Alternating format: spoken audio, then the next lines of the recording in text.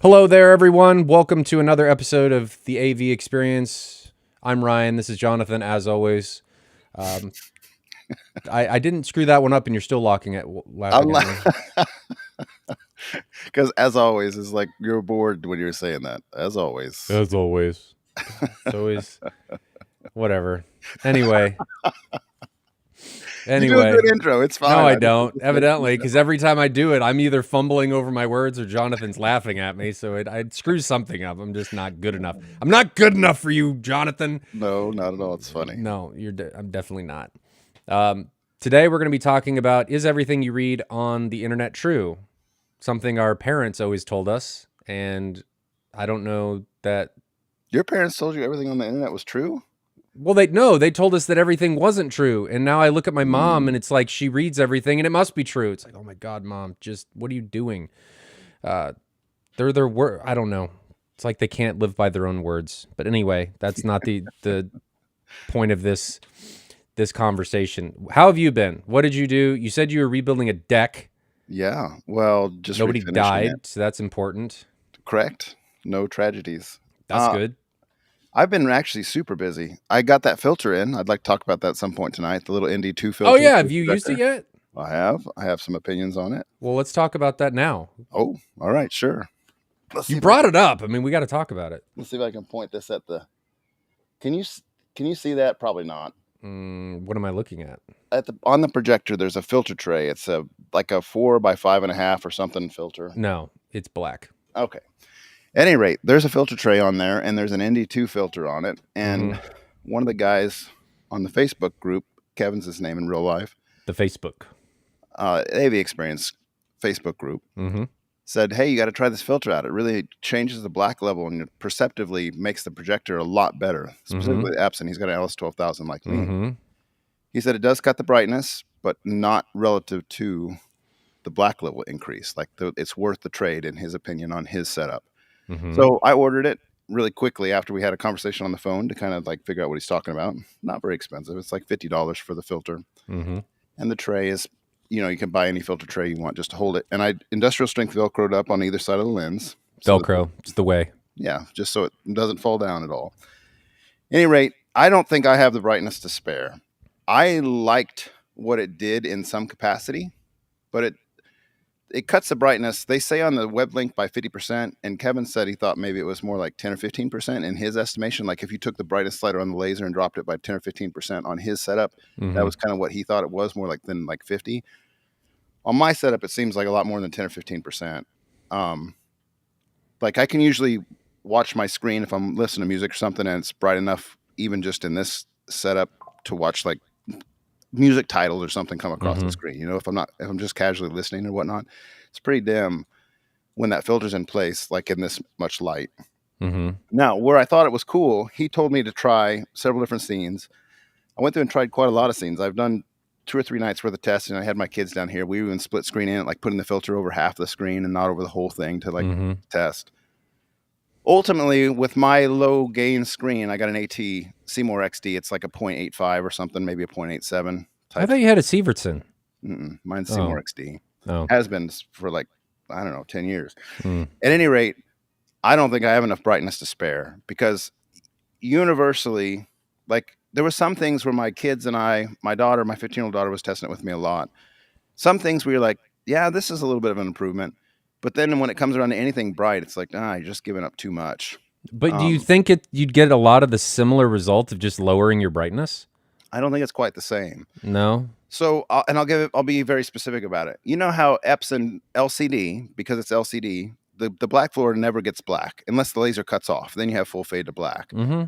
But the LCD has like kind of an ambient gray constantly that never goes away. If there's anything on the image, it's going to have that ambient gray. With this ND2 filter, and if I lowered the laser, this is getting crazy. I'd never really do this for real, but it was fun in some capacity, just as a thought experiment and testing. If I lower the laser at 50%, and I have the ND2 filter on, so now I'm like at 25% brightness, that ambient gray floor is gone. Like you can't even tell the projector's on. And so then you watch something that's very bright and poppy, like for specifically the hotel lobby fight scene in John Wick 3, where it's super black and it's super highlighted neon stuff, because they got the neon lights and that kind of stuff. that actually looks really cool.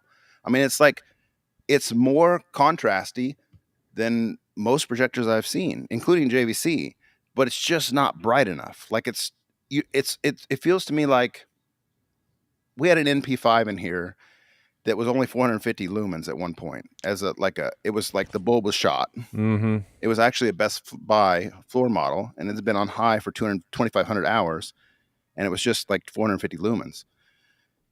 It reminds me of that kind of brightness, but it had a better picture quality than the NP5 probably because the black was black, like black, black. Yes. Black. So that was cool, but just in general use, like we did some Lord of the Rings stuff. I did Witcher. I did like just a bunch of different content, like hours of content. And ultimately, I don't think I'd make the trade because here's my thought. Like he's like, put it 100% brightness, try that with ND2 filter. The problem with that is it doesn't get rid of that ambient gray that Epson has, but it does kill the brightness quite a bit. So it's kind of like play to your strengths, in my opinion. With my particular setup anyway, I'd rather have the extra 50% brightness that the Epson can have and just realize I got that little bit of ambient, gray. That's just the black floor of the projector. That's just how it is. If I wanted to cut the gray in half, but still have the gray, to me, I just go to a JVC at that point because the JVC has a better black floor than this at 100% brightness with the ND2 filter, but I'm losing the brightness. So playing to the strengths, the Epson has really good motion, really bright, punchy image. Play to its strengths. In my opinion, in my use case, in my system, I'd rather have the extra brightness. So that's where that experiment went. Do you feel like it changed your colors? No, it's not supposed to. I mean, I have it here, right here. It's supposed to be neutral. And actually, I got the same. Let's see if this will show up. My big fat fingers are on the thing. Mm-hmm. So that's the filter. And it's a photography filter, and it's not supposed to be. It's supposed to be neutral. And Kevin said he had a friend over that was a calibrator, and they were just playing with it. And the calibrator did some measurements before and after and said it did not change the colors. It just cuts the brightness. So it's meant to be, and I'm not a photographer, so this is just me reading a little bit. It's supposed to basically be if you're in too bright of a situation when you're doing outdoor photography and you need to cut the light. So that's what it's for. I think it's not the same thing. So there's a German website you guys might have heard of that uses like a magenta filter with the Epson LS12000 and gets really good results. Like the contrast goes up to like 8,000 to 1 instead of the normal 5,000 to 1, but it doesn't kill brightness. Supposedly. That's a color shift on that one. Like they intentionally are calibrating for that color shift. Mm-hmm. This one is not a color shift. It's just a gray filter. So it's kind of interesting to get the feet wet and experiment with it. And I think that if you could somehow ratchet up the brightness and have that black floor on like the hotel lobby in John Wick 3, it's fantastic. But the brightness is just far too dim. I mean, it's basically 25% of my normal brightness. Now, you could maybe do that. 25% of your normal brightness would still be like 200 nits. Mm-hmm. But I don't have that brightness to spare. Yeah. I mean, I just don't know if it's worth it at that point. Is it glass? It is glass. You can borrow it if you want to try it. I don't know how I'd put it in front of my projector. How big is your lens? Is it huge? I don't even remember. It's not small. I mean, it might not be big enough. This is 4 inches by like 5.5 inches or 5.65 inches.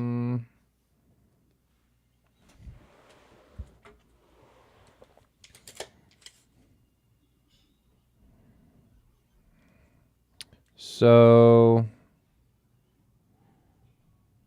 this isn't a metric tape measure. It's like 12 centimeters across. Is how big that lens is. 2.54 centimeters per. So that'd be like 2.5. No, that'd be like 8 inches, wouldn't it? Am I thinking wrong? It's not a small lens. So I'll try. I mean, I'd like to try it. I really do think like the use case for this would be if you had a lot of extra lumens and you wanted to increase your contrast in a significant way. That it's a different look than just lowering the laser by 50%. We can try it. Seems like it. We can try it. I'm down. Because then it just comes down to if it works, just get a big one and put it in the acoustic panels that are going to be up there next to it, and just pop it in there because there's going to be a circle, and I can just put it there and be done.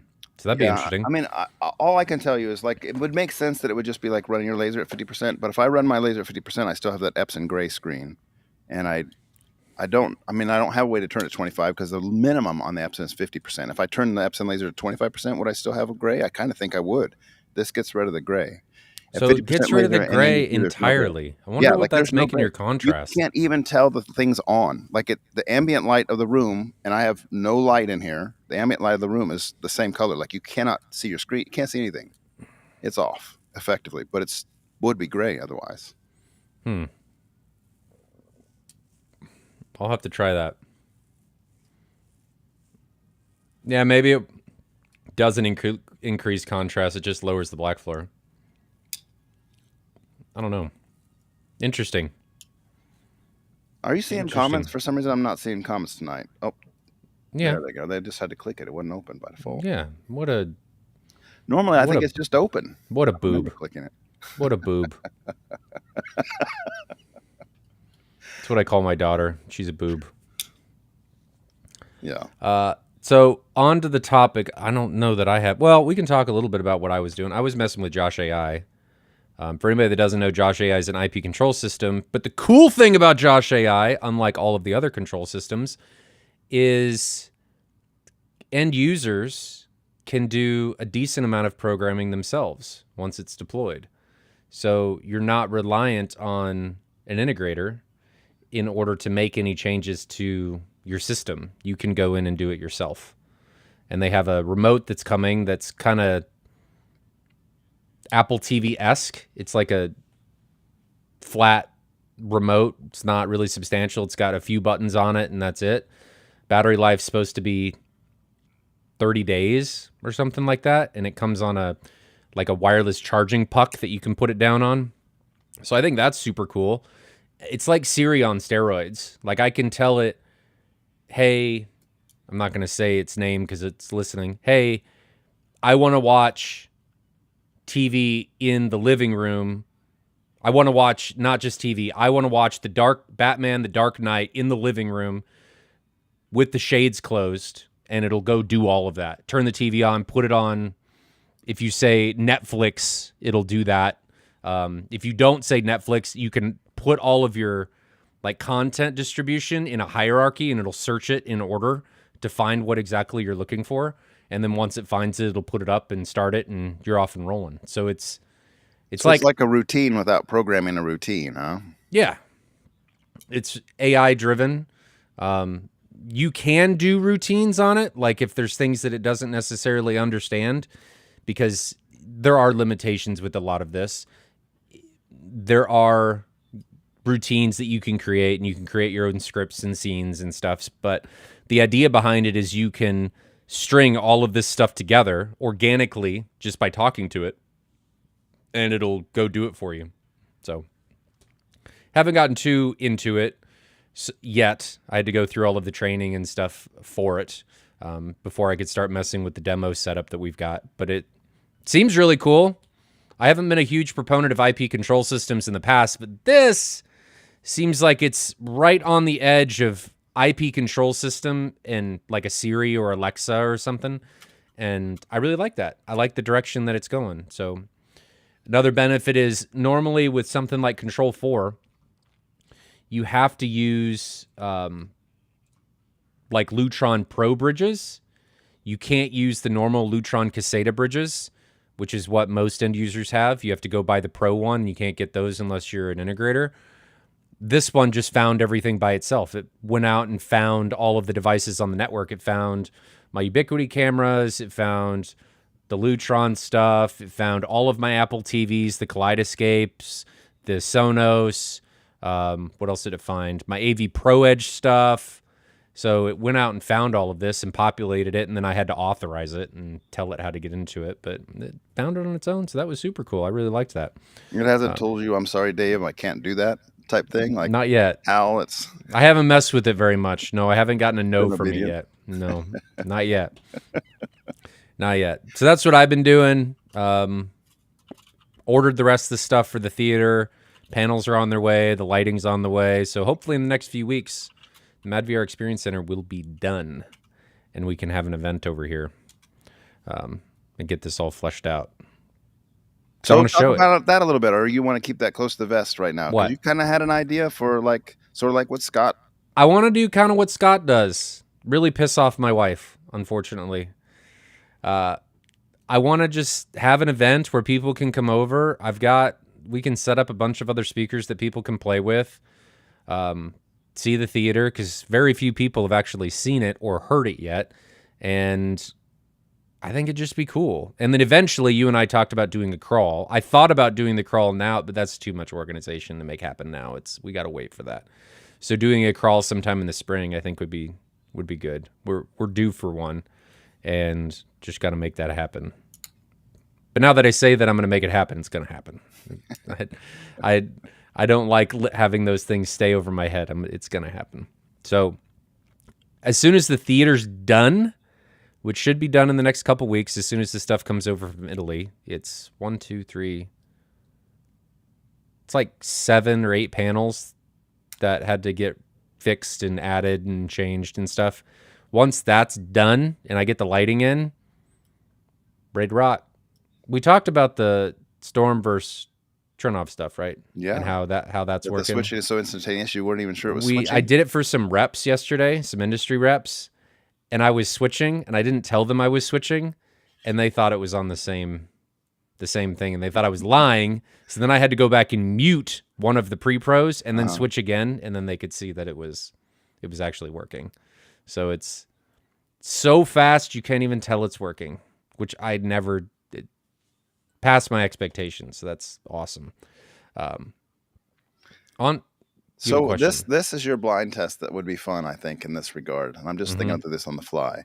So you had your reps in there, you're switching back and forth. They didn't notice a darn thing. Mm-mm. Now you introduce. Now I'm going to blind switch, and then we're going to tell you. I'll tell you when we switch. You tell me which one you like better, and see if they grab. You could even like sing song it out. Like, now listen to the turnoff hi hat. It's got that extra little bit of a and see if it changes, and then see if their opinions like, oh yeah, I really like that turnoff system or whatever. That'd be fun to do. The art of the like, demo. Look, for 10 minutes I was switching them, and you didn't even know I was switching them. So then you got the egg on your face. What I really want to do to people is put like a JBL speaker, like the portable speakers back there, and take people back there and be like, this is what you've been listening to the whole time. And it's just this JBL egg putting out this amazing soundstage. A 3-way switch. One of them is a sound bar. Storm, turn off, sound bar.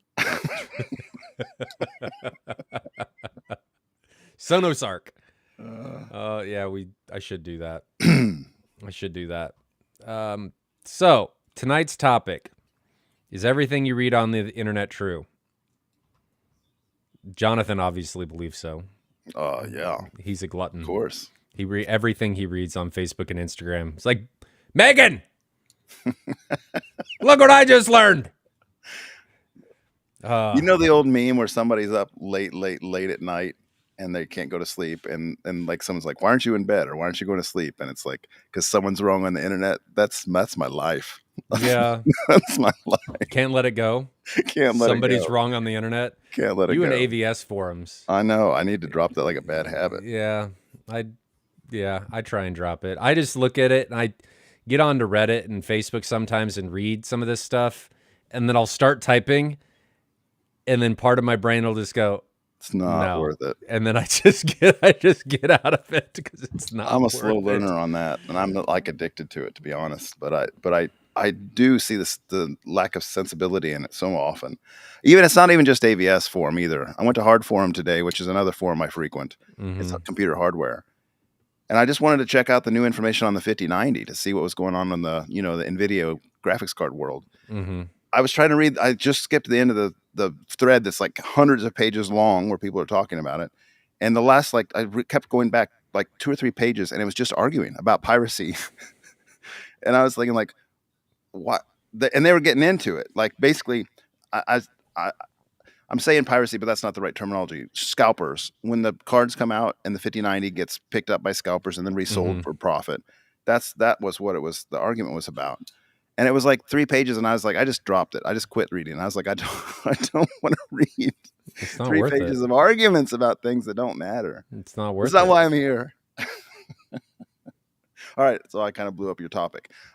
what's in your mind? What specifically are you talking about? That's Well, this not FTC true? ruling came out, right? And it kind of Uh-huh. got me thinking of how much are we doing that we don't actually know is going on, right? How much of this is being influenced that we don't actually know is being influenced? And that's part of this. It's not reading something and you know it's been sponsored and you're like, oh, this has been, it's how much of this is actually being sponsored and influenced by companies and people that we don't actually realize is being done, and how can you get around that? Right? First baseline for the audience, because I'm not sure anyone even has kept up on that or knows what you're talking about. But it's in regards to So let me share basically it. sponsored review, hidden Let sponsorship. me share it. So let's let's talk share about it. this article. So this one, share. So there's this article. I'm going to try and zoom this in. There you go. So this from the FTC came out, and it is a new ruling that effectively bans people from putting up fake reviews and sponsored testimonials without saying that it's sponsored, like blatantly saying that it's sponsored. So you can't just put a little thing down somewhere that says, oh, I got this product for doing this review. Like, you have to make it apparent that this happened. And they're not, from what I'm reading about this and in this, what they're saying, it doesn't seem like they're going to pull any punches. I hope that's the vibe I'm getting from this. I hope that's the case, but we're going to see. We are going to see. So here's the first one. The final rule prohibits. So I'm just going to read the bold text. We're not going to go into all of it.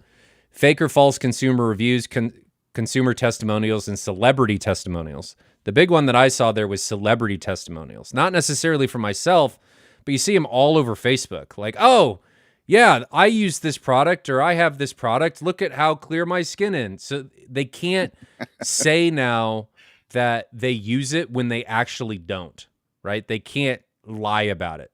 They actually have to have a past history use case with it. Now, how that's going to be proved, I have no idea, but Yeah, they have to, supposedly. I feel like there's so much leg room to run around on this that Maybe. I think what's going to end up happening is they're going to just randomly hit people and then force them to prove it. Maybe. I don't know. I'm just happy it's being done, Jonathan. Don't rain on my parade, okay? So the next one is buying positive or negative reviews. That goes without saying. This one I think happens more than people think it does. Insider reviews and consumer testimonials. So reviews and testimonials being done by people that are actually associated with said organization or company. Company-controlled review websites, which is kind of goes in association with above. So you know those companies that are always like best of lists? A lot of those are just AI populated and have no testing. They're just AI written. They don't really do anything. It's just, hey, we're going to homologate a bunch of stuff and we're going to throw this in here and make a list about it. And people are going to buy, and you're going to click on our Amazon links, and we're going to make money because of it. Review suppression, looking at you, Tecton. So you can no longer like threaten to sue people if they write a negative review, supposedly. And misuse or fake social media indicators. So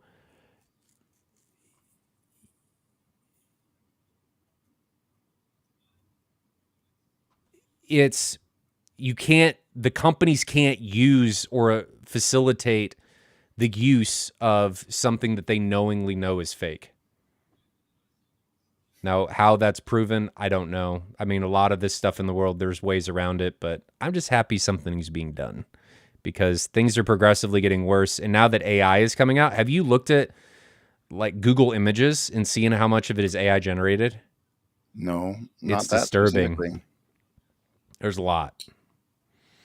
There is a lot. So I think more needs to be done, but this is, I feel like, a good step in the right direction, or a solid step in the right direction. And there was I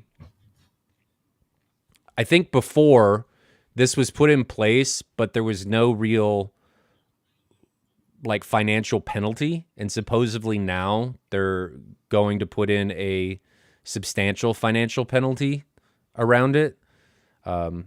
Now, somebody, when I was talking about this on Facebook, somebody brought up a good point. Like, how does this apply to overseas companies? Well, I don't think it can, right? If it's outside the U.S., Right. I don't think that can apply. I don't know. And then how does it apply to something like YouTube? Like, is YouTube willfully negligent if they host something that they know is, I don't know. It opens a bunch of cans of worms that I don't have the answers to. But I'm just happy that somebody's doing something, because I think there's a lot more fake, sponsored, and ill-gotten content than people think.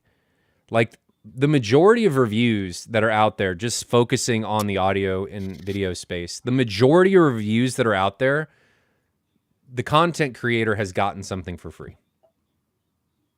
Now, whether they say that that impacts their decision or their overall review, whether they say that or not, I think psychologically there's no way around it. I mean, you got something for free, and if you want to continue to get something for free, you may pull punches. So I think that's happens way more often than people may realize it. And that's a big reason why, Jonathan, I think you're a great example of this, why you typically don't take reviews on anything or take product for doing reviews. Like, I know there was something that came up with that projector company that wanted you to do something, and you didn't really have anything positive to say about it, so you didn't. Yeah, I told them I couldn't review it unless they wanted a negative review. I wasn't going to publish a review because I. But how do you feel about that? Like, not publishing something? I think if I was going to get in the business, I would probably have to figure that out a little bit more clearly. In some cases, like, so I've talked to Youth Man before in the past, and that's the format he takes. Is if something doesn't, like, people say, well, why are all your reviews positive? If he doesn't like something, he doesn't make a review on it, because it doesn't benefit the company, and it doesn't really benefit his time to go and put a negative review out there, because But why doesn't it benefit his time? The only reason that it doesn't is, in my opinion, for stuff like that, and I'm not talking specifically about Youth Man, is because you're impacting the ability for you to get other stuff for free. I'm sure that's part of it. That's how I view that as, and it's, you don't want to say negative things because you want people to give you stuff to review. And if you start being seen as somebody that could potentially provide negative content, I think the willingness of people, companies, and organizations to give you things when they may think that, oh, he may say something negative about it, goes down. Yeah. I mean, that certainly has to be part of it, but I don't know if that's the full equation. I don't think Youth Man would tell you that's the full equation. No, I don't think you know, Youth Man likes to keep things real positive and upbeat, and that's another piece of it. Like, that's not his vibe. He doesn't want to have negative reviews or come down hard on something that he doesn't enjoy. So, I mean, he's told me he has products that he just, he contacted the company and said, I can't give a positive review on this. And just, do you want me to publish something, or you have the mindset that all press is good press, or you have the mindset that this will hurt you, and if that, then let's just go our separate ways? Do you think that that's good for the industry, though? Do you think that not publishing negative reviews is good for the industry? The bottom line, if you want to get to brass tacks, is the best way to do it is to buy your stuff off a shelf and not have a company sponsor you. I agree. Golden samples, and like court you with free stuff. Like, obviously there's conflict of interest there. There just is. I agree wholeheartedly. But my point is do you think that if you're going to review something, if it is negative, that it is best to not say anything or to publish a negative review? I'll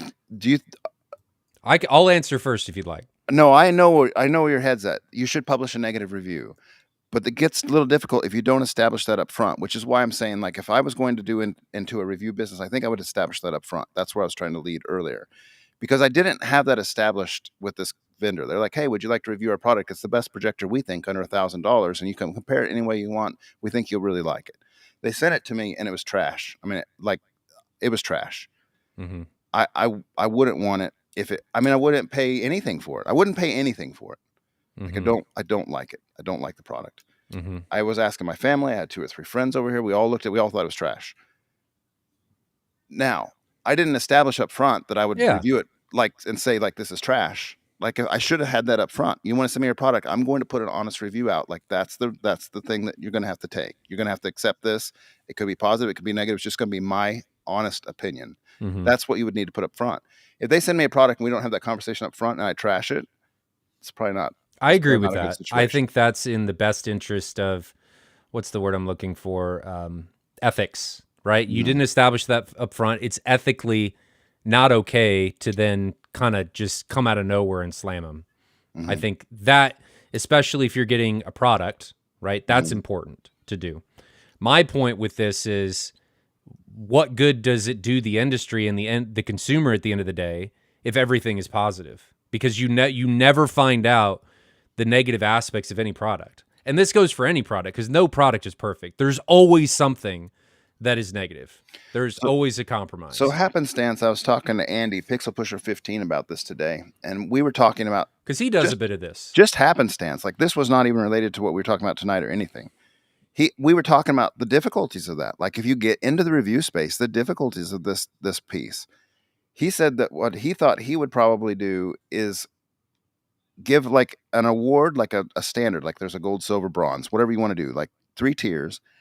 And if it's trash, you don't say it's trash. You just don't give it an award. So your products that you like get the award, and you can read between the lines. Anything doesn't get a reward. Like, you just leave the review as it is, and you're not recommending it. It's not getting your reward. You don't have to say you're not recommending it. You're just not giving it an award. That was one way he thought, without being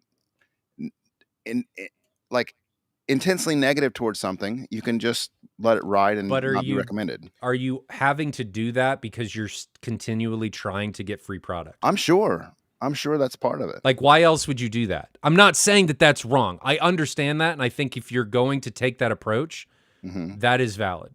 I'm going to take and use somebody that I think does this very well. The review space in general, not that tact, does this very well, and that's Aaron from Aaron's Audio Corner. He does not accept product from anybody. He will get product from end users that will buy stuff and then send to him for a review, but the stipulation is that he's going to say exactly what he thinks of it. And I think in order to get the most honest opinion about a product and to have confidence in what you are getting and what you are buying is going to be as closely associated with what you're receiving from that review, that's how you have to do it. You have to buy. You have to not get golden samples, as you said, because that's something that people don't realize. And we talk about, we're having conversations about M-Wave, and one thing we're talking about is how we do these comparisons and stuff. And we're trying to bring some stuff in from other things that have been done in the industry. And we all agree that the only way to do this as accurately as possible is you have to buy, as you said, off-the-shelf product. And the reason for that is if you do, there's a couple things. If you get product from vendors, let's say this is a random example. Let's say TVs, okay? You get TVs from a vendor. That TV is more than likely a golden sample.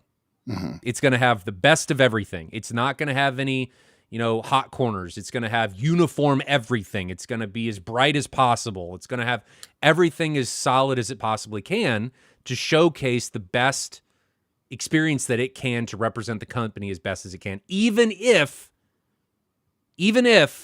that is not a proper or actual representation of the product that is on the shelves. It's a review sample, and I don't think that that's fair. And then the other part that comes into this is when you do stuff like that, now you're opening the door to, well, you have to configure it exactly how the vendor or the brand wants you to configure it, right? Because they've given it to you. You are now beholden to how they want this represented instead of how you think the industry best wants it represented to the end user.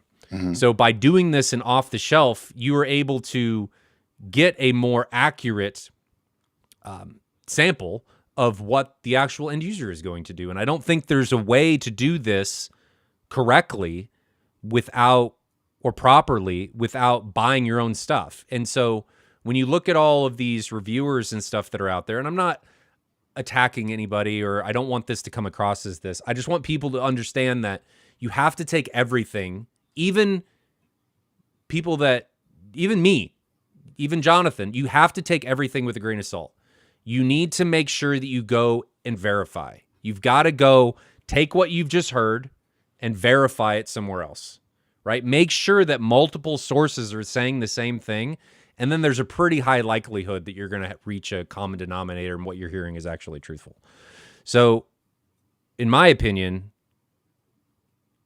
I think the review space is all unicorns and rainbows currently. And I don't think that's accurate. I think it paints an incorrect and false picture of what the industry actually is. So then how do you get, if you don't take anything on review sample, and again, I'm not in this space, so I've only how do you do it? Products. If you're buying something, like if you're not getting a sample, you're buying all this stuff. Are you going to be going to like Amazon and just buying random things? That's the hard part. Like you're going to go buy a projector that you don't really have much interest in so you can sell it and lose money? Like that gets... The best way to do this is have a, like if we're doing it in the AV industry, is have a dealer relationship, right? Where you're not buying things in MSRP and you're not having that full sunk cost, right? Because that's what you have to get around as from a business perspective is if you're buying things from Amazon or Best Buy or whatever, well, now you have a sunk cost of the full MSRP. And if you turn around and try and resell that product, let alone if you've just poo-pooed all over that product and now it's even worse, you're never going to get that full MSRP back. It's never going to happen. So the important part, I think, if you want to do that, is you need to have a relationship with somebody that can get it under MSRP. And MW says, no, people send Aaron stuff in Amir. There are customers that buy speakers and send them to him to review after they've bought them, and then he ships them on. So that does happen. Both Amir and Aaron take used product, which has its own little difficulties too, because you don't 100% know that it wasn't abused or that doesn't have some sort of problem because of the use of the product. Like I have sent Aaron stuff. I've sent stuff to Amir. But I've sent stuff to him and said, I just want your honest opinion. Like you can say who it's from, just you're going to do what you want with it. And I think that's important. Like you say, hey, I got this product for free. I'm still going to do it exactly how, not free, but it's on loan. I have permission to do it exactly how everybody else is going to do it. I just didn't have to buy it. So, but even then, when you say stuff like that, it's still kind of could tickle the, is it impacting anything psychologically? Not that it does with Aaron, but psychologically. Well, those guys aren't usually keeping, I mean, as far as I know, like Amir, the things I've sent to Amir, he sends them back after he's No, I know that, but I'm saying subconsciously. There's no benefit to him except for his own. I agree. His own page, as far as getting traffic to his own page. I fully agree. He could trash my product I sent him, and we'll still get him traffic to his page. I'm simply saying subconsciously, like, are we as people doing something that we don't realize that we're doing because we got something for free from somebody else? And because we may have a positive relationship with that person, we don't necessarily cognitively review it as negatively. I'm not saying that's what's happening. I'm just playing my own worst enemy here. Is there anything else that you think would be beneficial in this? Is there anybody else that you can think of? Well, I mean, the question extends quite deeply because you and I have been in this space a long time. For 20 years, I've been reading. All right, I'm going to give you a perfect example. I'm not going to name the name of the company, but I'm going to give you a perfect example. It's okay. I will if I knew who it is. There was a BenQ 8500 HT or 9500 HT. I don't even remember the model number. It was an LED-based projector, their first LED-based projector. A well-known website said this is the best projector under $10,000. The best projector under $10,000. Bold statement. This is years ago. I was trying to figure out if I wanted to buy that projector. It was close to $10,000. It was on the secondary market used. this had been some time since that review passed, but not that long, maybe a year or something. I reached out to the author of that article on the side, introduced myself, said, "Hey, I'm considering a JVC and Epson and this BenQ. Which do you think you recommended? Can you kind of talk through them? Because I know you've seen all of them. I read your reviews, and you said the BenQ is the best projector under $10,000 in your review." His reply, without mincing any words, was that BenQ is the worst of the three, and the others were far cheaper. Don't buy the BenQ. Buy either the JVC or the Epson or whatever it was. Like, he was basically saying that marketing, or a sales money that came in for their ad, or however they would do it. I mean, we can even talk about ABS in this light. Effectively, that was a bought and paid for ad, Yeah. and it wasn't the best product under 10,000. But a lot It of was them are just that way. a lie to the consumers. And if you don't know better and you go buy that thing for 10,000, you think you got a great product. So a big part of the AV industry is like this. A big part of any industry is like this. Not customers, but companies will pay another company to review their product. Oh yeah. And that may not seem bad. It's on not its only face. that, if we're being straightforward, and you and I know this, it's how much do you want to pay? Because we have different tiers of push Yes. we will give you for. Yes. Yeah, it gets nasty. So When you sent me some of that stuff that Yeah. I've seen, holy smokes. I was shocked after being in this hobby for so long. it's really bad. And where I was going with that is if you're going to pay to have something reviewed, right? You may look at that and be like, oh, well, he's got to pay for his time, or you got to pay the company for their time. That's true, but it goes back to getting product for free. And what I mean by that is, if you want people to actively seek you out to review their product, and you do some of them negatively and you're having them pay you to do it, nobody is going to come to you, because there is the potential for negative press. Mhm. And in any company's right mind, they are never, rightly so, going to seek out a location that may impact them negatively, Mhm. unless they have a really good, solid relationship with them. It's not going to happen. Mhm. So when you see a lot of these reviews, and this is something that FTC ruling was talking about, a lot of them are paid for, and whether or not they come across as legit or not, there is a level of psychological impact or effect that is going to go into that, where you are actively, whether you realize it or not, going to sugarcoat a lot of what you say. And if you say anything negative, you're going to fluff it so that it doesn't come across as negatively as maybe it should. And I think that's wrong for the consumer. I don't like that. I think it pushes everybody in the wrong direction. It is just not good to make conscious, well-focused and thought out buying decisions.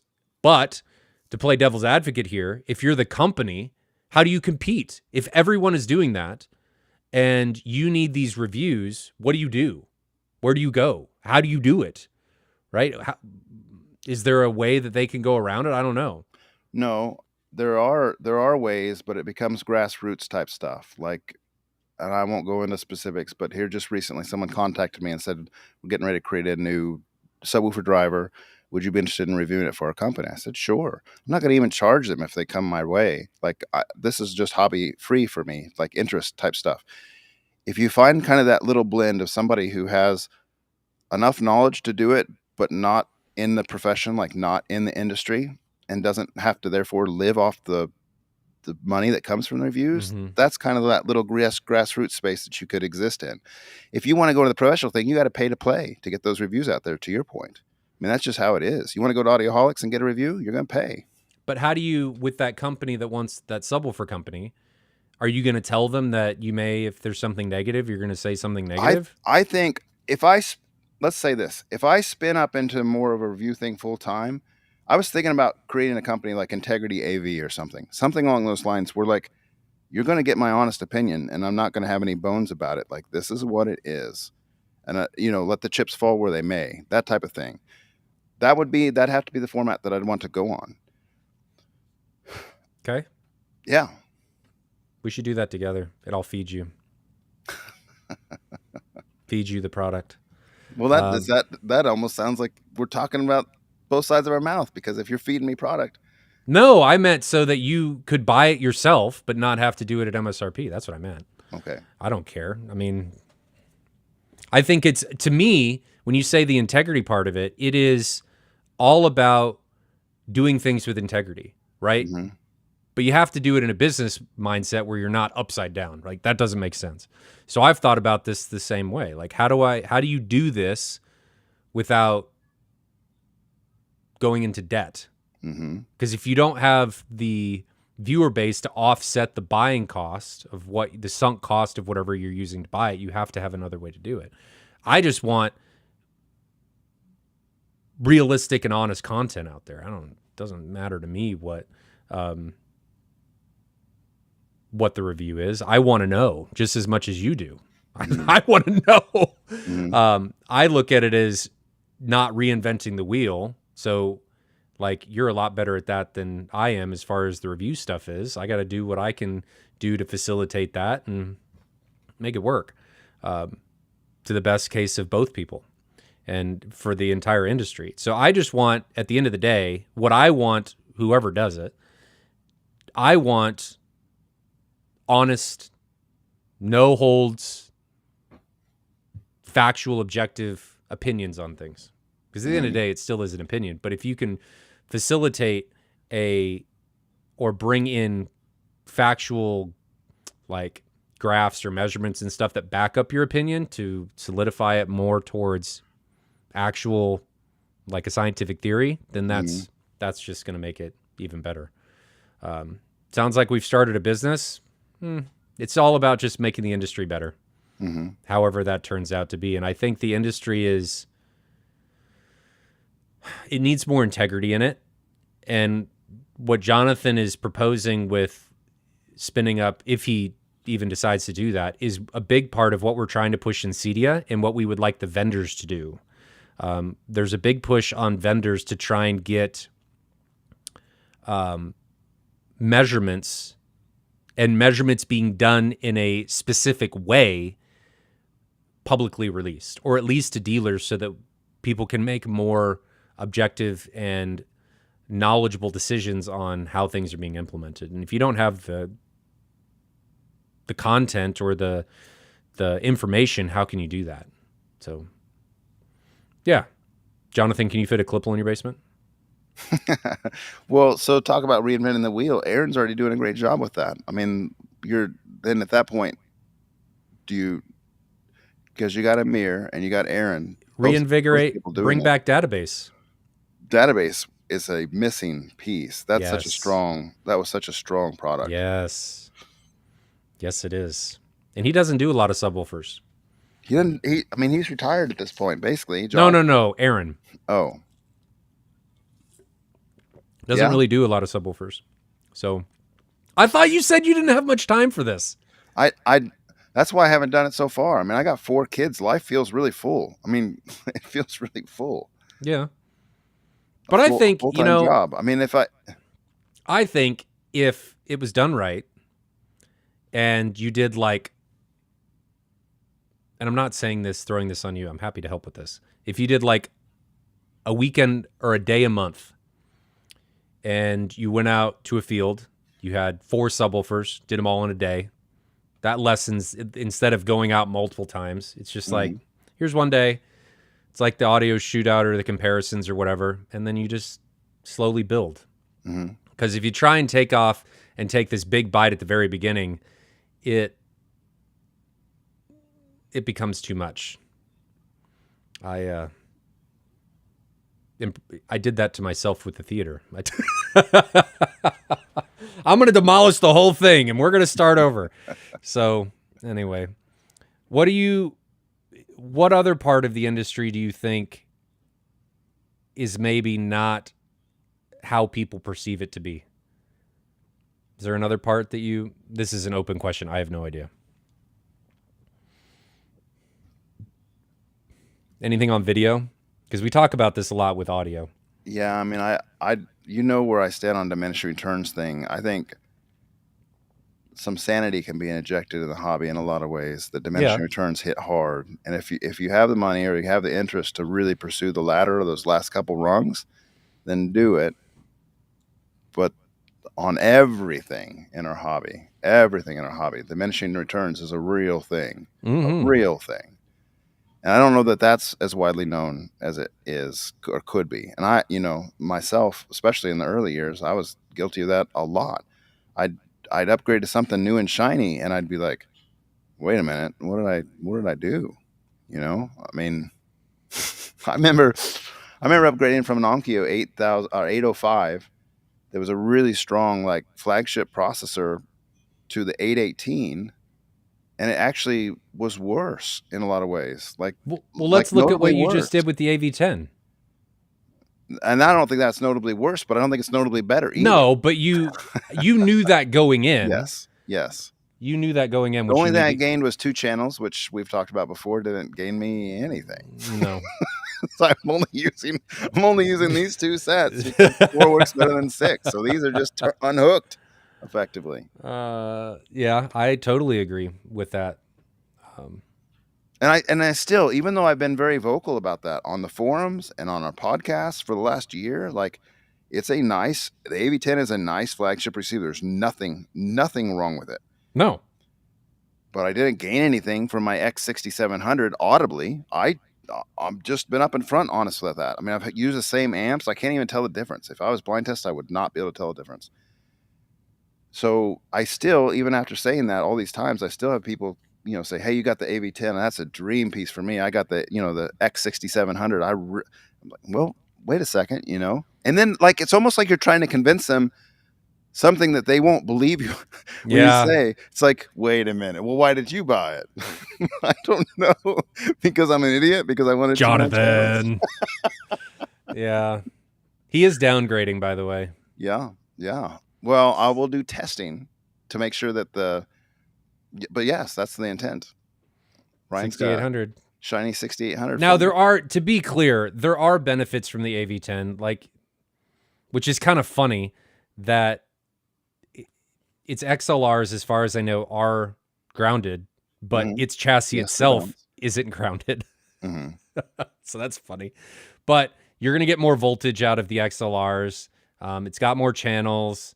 It's probably got more taps for calibrations through Odyssey and through Dirac if you go that direction. It does have benefits. Like, there are things that are better on it than other AVRs and receivers and pre-pros. What Jonathan is talking about, though, is we are not computers. This is not a microphone. So what we perceive is not necessarily going to be, we may not perceive that at all. Now, maybe if you got it into like an anechoic chamber. I don't even think then, man, because that doesn't raise the... Well, I'm saying on the taps through calibration, or like its ability to treat certain things, or the XLR if you were running into compression or something at certain volumes because it's got more voltage. I'm saying I'm getting into the nitty gritty and the nuance stuff. The general thing, no, you're absolutely not. But I'm trying to just... So where I'm going to be very keen on testing with that 6800 is I would like to move away from the amplifiers if I can. And I've got it on good credential. My friend Sheldon has done compression sweep testing with my same speakers. He has my same speakers in his room, and he's done compression sweep testing with his X6800 and says that they do not compress at the 140 watts in his theater room that the 6800 allows. If I can do the same thing and validate they don't compress in here, then I don't need my amps either. So I can sell my amps and my AV10 and put a 6800 in place and just have that. So it'll be less power draw at idle, no fan noise because it's built in. Now, is he doing compression testing with all channels driven? No, just a single channel driven. But realistically, I'm not sure how realistic it is to have all channels driven. Like, we should try it. Like, have all channels driven, and then I don't know how we... It's almost impossible to test that kind of thing. So, like, we talked about this in the last podcast. You remember? Like, things truly hit reference. Yes, they do. This town shootout in Book of Eli hits 105 dB from the left to right speaker. You can measure that. If you turn off everything else and you just leave the left speaker hooked up and you play it at reference, it'll hit 105 dB peaks. Like I've tested that out multiple times with multiple speakers. But if you have all channels driven, how do I know what's playing at the loudest? Or how do I, as long as the numbers match, maybe one speaker was hitting the reference thing, and then the rear speakers were nannied out. Maybe the processors are doing something like that, and you don't know that they're 5 dB down or 8 dB down because this front channel is still hitting 105. That's another little tricky thing. I don't But know. unless you check each speaker individually, and now you're not doing full power loading, so who knows? I'm going to talk to some people and figure out the best way to test that. You'd have to do it. You'd have to find out a way to put a load on it, like have something on it that it could send a load to. Mm-hmm. Because I don't think it'll do that if there's no speaker there. So if you consider Denon rates their products with 7 channels driven, and I think it might even be 9 channels driven on their Halo products, and I'm not sure if the 6800 is 7 or 9, and it's 70% of that rating. So if it's 140, it'd be like probably 100 watts or something, right? So you're not getting the full 140. You'd have to do the calculations to figure out exactly how close you were, how much you needed. If you're using EQ, you're probably starting to cut it real close. But I don't use EQ. I don't know. Anyway, there's some testing ahead. When I get that 6800, I will do some testing because I'm not going to switch if it starts doing like compression or if I'm running out of power. I'm just not going to switch. Yeah. But if I'm not running out of power, why not? Why not put some money back in my pocket? Yeah. Need to look at frequency sweeps and stuff too. I can do all that stuff. The compression sweep testing, some dynamic peak testing. Some of it will be subject listed because I don't know how to do it otherwise. So subjective listening, I'll put in Gravity in the opening scene of Gravity where all the channels are on. And it's like that accumulation of all the sound. It all comes together. I want to subjectively hear that back to back, that kind of thing. I wish I had my microphones here so we could look at the active response of what's going on in the room through Smart. Like you can see everything as it comes in and the cumulative output from all the speakers. And that would be interesting to do as a comparison because then we could measure it and then we could look at it from like an average across multiple microphones. We could do a bunch of cool stuff, but the microphones aren't here yet. I got to keep on my distributor to do that. So waiting on that. There's a lot of things we can do once we get all those. Have you been keeping up with the chats? I've been starring. I was putting stuff up. I put a couple things up as Ryan Kramer was talking about stuff. Like he was asking or mentioned JD Power and Associates. Number 1 pickup, as says JD Power and Associates. Or like the Better Business Bureau and stuff. Yeah, I'm a part of the Better Business Bureau. I just have to pay a subscription fee, and it's just a pretty picture that exists on my website. Woo!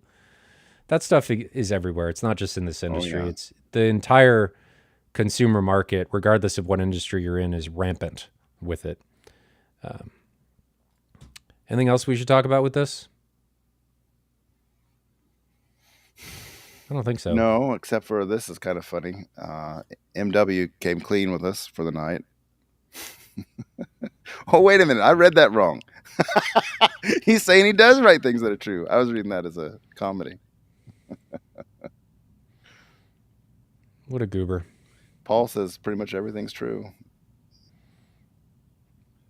Everything on the internet's true.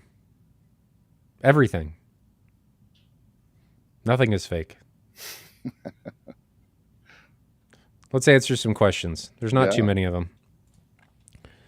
And we've got time for a couple more if anybody wants to ask any questions. MW is in Australia, and he got to hear the Ascendo 50 because it is at StereoNet this weekend in Australia at a show that's out there. It's a 50 and 16 16s, if I remember right. That's going on in that room. And I saw Matt Trinkline calibrated that with Jeffrey remotely, and I saw the frequency plot from that. I don't know how far into the calibration they were, but it was a pretty flat calibration, and they were getting to like 7 or 8 hertz at 105 dB with those subs. It's pretty good. Mm-hmm. It's pretty good. Not bad. So MW, I'm glad you got to hear it. It's a great sub. Paul A. asks, I promise this is my last projector question this hour. It's okay. Can never have enough projector questions. Would you take a new JVC NZ 800 if it was under 10K compared to the new Epson? Well, that's no question. Yeah, I would too. Yeah, that's no question. Absolutely. 800 for under 10K? I think he's comparing it, just saying theoretically if it was 10K and the QB 1000 was 8K. That's like fell off the truck price. Yeah. You'd have no brainer. You do that? I agree, and I'm an Epson fan, but that JVC is twice as much retail, and It's just I think better. the Epson QB 1000 is a little overpriced at 8K, so yeah, for sure. The 800 is just, it's better in every way. There is motion, maybe. Unless you're sensitive to motion or PWM, that'd be really the true. exclusions to that, in my opinion. That Otherwise, is true. go for the JVC in that regard. Jonathan, watch the chat while I'm throwing these up on screen. I'm still back in like the first third, but I'm catching up. I'm reading. Okay. Palindrome guy says, remember you said if OLED got bigger and a reasonable price, would you switch? 1528 center channel could be the answer. I think he's talking to me, but I'm not switching to Arndal. I'm staying with my JBLs. I love them. I'd figure out how to do it with my JBLs. What's the vertical dispersion on those JBLs? Not much. 27. Oh. 150 wide horizontally, but 27 vertically. I wonder how you do that. But 27 is bigger than traditional 27 because they're already like 28 inches tall. I guess that's true. So 27 ends up still being a pretty big dispersion. That is true. Anonymous Duck. Anonymous Duck. I got to make sure I say it right. I saw Ultimax 2 videos, so I calculated SD and X Max against the Kraken 21, and somehow the 18 Ultimax has 1,127 more displacement at half the price, but Kraken is 5 dB more. Which for DIY home theater? I think your math must be wrong on that Ultimax. Link us a thread, Anonymous Duck. Anonymous. I like your Anonymous. Anonymous Duck. God, get it right, Jonathan. If you have a forum thread on this, link it to us. I'd like to look and follow your math, but I think your math's wrong. The Kraken's a 21, and it's a nice 21. It's got nice excursion for its size, and it's a pretty powerful little option. So if you can swing the size 21-inch size box, almost surely you'll be better off with the 21, even if the 18 Ultimax was the 2. Yeah, but what's the Kraken's sensitivity versus the Ultimax? I don't know. Let me look it up. Let's find out. Kraken 21. Parts Express. Dayton Audio. 21 millimeters of excursion. Sensitivity reads 95.6, so it's probably significantly more than the UM18 222 for sensitivity. So that's probably why. UM2 18 22 2. I think they're probably in the high 80s, low 90s is my guess. I don't remember exactly, but I'm looking it up. And then I want to know what the power handling is on the Ultimax. Sensitivity on the Ultimax is 90.7. So right out of the gate, that's it right there. 5 dB. That's your 5 dB right there if everything else is equal. If the specs are to be believed, linear excursion on the Ultimax 2 is 28 millimeter. And if the specs are to be believed, minimum excursion on this one, I'm full of, okay, it's only 21 on the Kraken. But Parts Express has been known to have those numbers be conservative. In fact, the original Ultimax was rated at like 21 or 22, and it measured at 27 or 28. By all accounts, on the UM1822, they've tried to make the specs more realistic on it. And how much power can that UM18 handle? The Kraken can hold 4,000, and the UM1822 is like 2,000, 2,400. So that's part of it too. There is the power handling. Well, and also the excursion isn't just, if they were the exact same size, that excursion number might have more bearing, but 21 inches is 3 inches larger. So it's, you have to do the math on the overall size of it. Got to take everything in there. Can't just look at excursion. The big one sensitivity. FS is 26 hertz versus the UM18's FS is specification sheet. It's on the main quick glance sheet. FS is 22 on the UM1822. So they're, if that's to be believed, the UM1822 is a little bit lower. For the resonant frequency? Yeah, resonant. Yep. Yeah, I mean, they're both nice drivers, but I wouldn't be surprised if the Kraken is pretty significantly stronger. No replacement for displacement. Good question, though. Abe Fromman. Ryan, how do you avoid the Trinnov sync delay? You don't. But in actuality, how you can get around that, or how I get around it in the MadVR Experience Center, is using Motion AI, so motion interpolation. I can use frame duplication and keep things, if I wanted to, at native, so that the frame rate never changes. Well, in this case, if I'm going from 24 to 60, I'm not doing that. I'm using motion interpolation, and I'm just keeping everything at 60. So the frame rate never changes, and thereby your sync times aren't as long. So the more attributes that are changing during an HDMI negotiation, typically the longer that sync takes. And keeping that one constant, it doesn't change. And the sync time, it seems to be one that really hurts the Trinnov. The frame rate change, it's a lot less.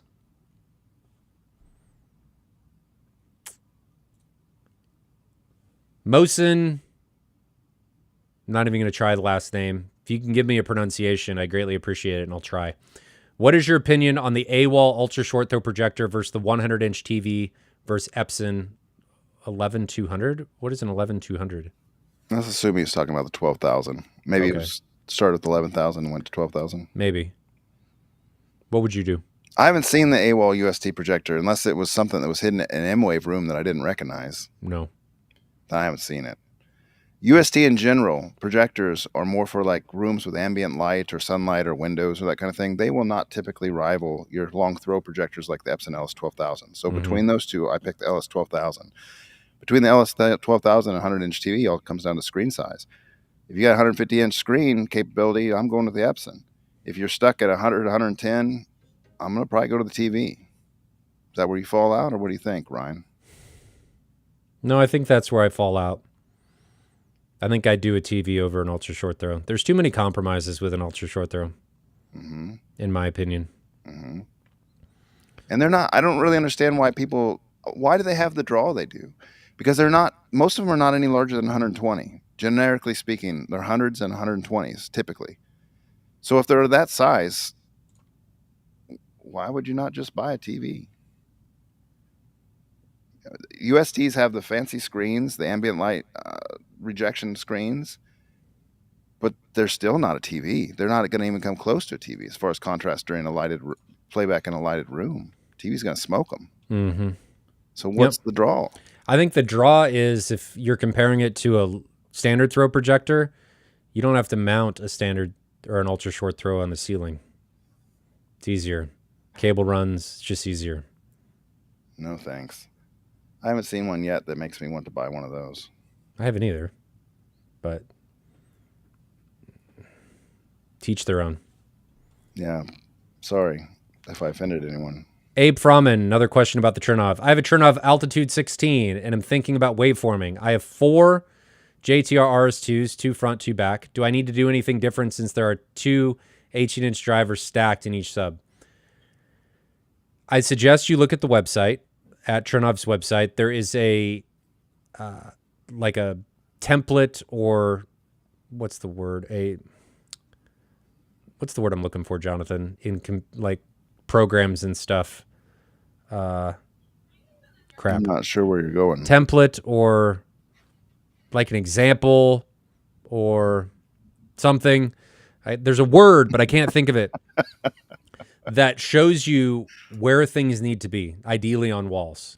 You can deviate from that, but if you deviate, you are losing potential capability of what waveforming is going to deliver. You're talking like a speaker or subwoofer layout, like a design? Well, layout, but that's not the word I'm looking for. There's another word. I just can't think of it. I run into these every stream and people laugh at me like, Ryan, you moron, you can't think of words. So there's Well, I you're can't just help as you big of a either. moron as I am. I So, am, yeah. admittedly. So anyway, you have these examples, and you need to try and be as close to those examples as you possibly can. Deviation from them lessens the impact that waveforming may have on the room. The ideal ones are, and I don't remember the exact specifications, but it's a certain distance off of the top screen boundary and the bottom screen boundary, and then the drivers need to be a certain distance apart. So you'd have 1, 2, 1, 2, 1, 2, and then in the rear you'd have 1, 2, 1, 2, 1, 2. So every subwoofer has an opposing one. Now remember, the rear subwoofers, all they're doing is supporting the fronts until they get down to the pressurization frequencies, whatever you determine, and then everything is pressurizing the room. But until you get there, it's only the fronts that are doing anything and the rears are just supporting. So keep that in mind, that your rears are no longer going to be able to support and help with output. They are just going to be there for support. You can do it with 4, but don't look at it as those 2, like your RS2s, are going to be any better than 1. You're just going to get 6 dB more output because you've got double the surface area and double the amplification in each area. So hopefully that answers your question. And I award you 2 points for using the word deviation. You got your smarts back. That was a accident. It's a $2 word. $2 word. Randy, have either of you ever experienced an infinite baffle subwoofer setup, and do you like what you heard? Yes and yes. Yeah, they're great Good if done choice. properly. Mm-hmm. Yeah. They use very little power. You have to have significant space to make it. Like, you don't, if it's box size, you don't really have an infinite baffle. But like, I knew someone who had their subwoofer system in their living room actually connected to the outside world. Like, the subwoofers were mounted into the floor, and the backs of the driver faced the crawl space. The world is my subwoofer. And the other side faced the inside of the house. That's infinite baffle. It sounded great. Wonderful, actually. Very little power. Things can get out of control, though, can't they? They can. If you put too much power on them, you'll bottom out the drivers. Yep. But they don't take very much power. Because remember, typically the larger the box size, the more excursion you're going to get with less power. So that's one thing we were worried about with the 50 and increasing the box size, was excursion was going to increase, and there wasn't a 50 that existed with that box size before. So had to make sure we weren't going to blow up a really big driver. That would have been bad. But just things to keep in mind. Go into things slowly. Ease into them. Don't just throw it in all at once. Nobody likes that. Always wear sunscreen. This is why you're throwing out random recommendations. Daniel Benitez, do either of you have opinions on PSA? Good stuff. They make a nice product. It's a peer to JTR in a lot of ways on their product line. Same style, if not the same components, same style of drivers and subwoofers and coaxials and everything.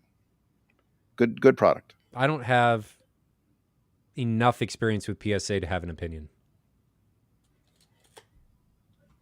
So hopefully that is meaningful, and I agree with what Jonathan said. Motion,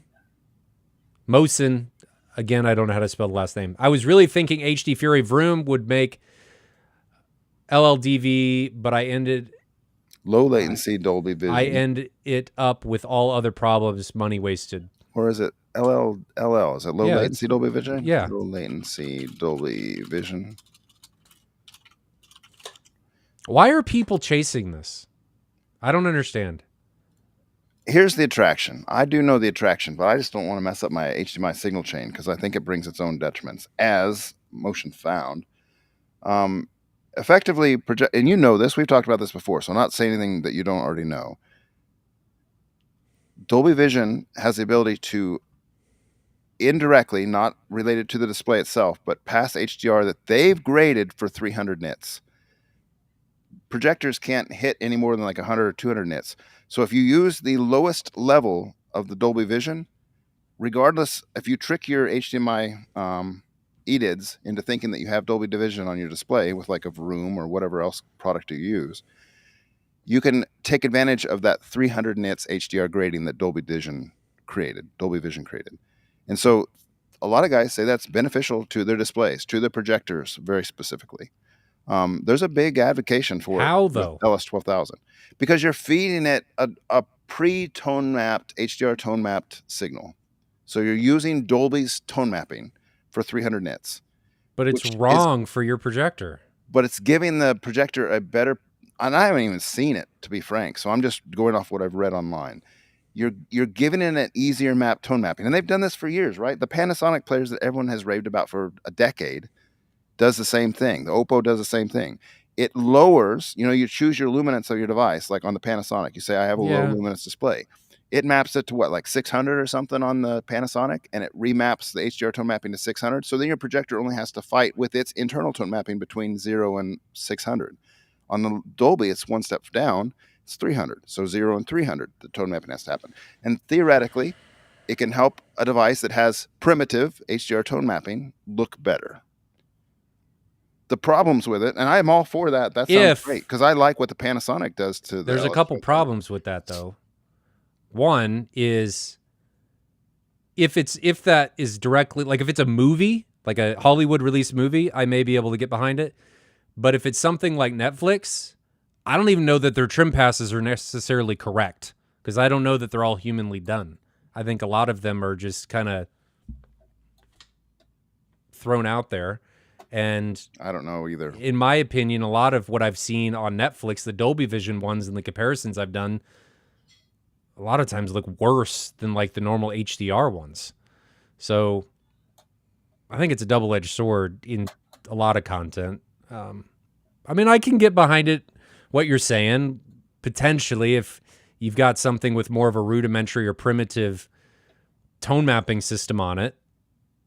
I could see a benefit, but I think like you say with film, it should be graded. I mean, that's what it's supposed to be. It's not supposed to be just like dumb AI processing that may or may not be accurate. It's supposed to be graded. It's supposed to be, but there's a lot of stuff on Netflix that I don't think was ever done in Dolby Vision, and now everything is.